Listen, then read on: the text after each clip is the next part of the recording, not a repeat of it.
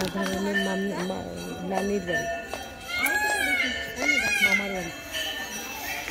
ওখান থেকে শোনা যায়। হ্যালো বন্ধুরা, এই দেখো আমরা রাধারানীর নানির বাড়িতে আসছি।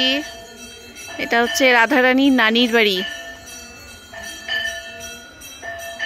খুব সুন্দর শান্ত নিরিবিলি পরিবেশ। এই দেখো গাছে ময়ূর বসে আছে, দেখো একটু ভালো করে ফলো করো, গাছে ময়ূর বসে আছে। ডাকতেছে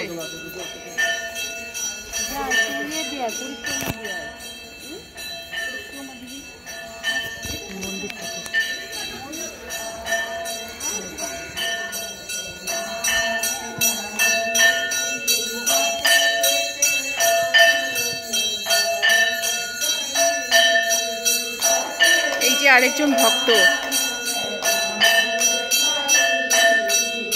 দেখো ভক্ত কিভাবে ঠাকুরের কাছে প্রণাম জানাচ্ছে। বাহ, খুব ভালো লাগলো দেখে।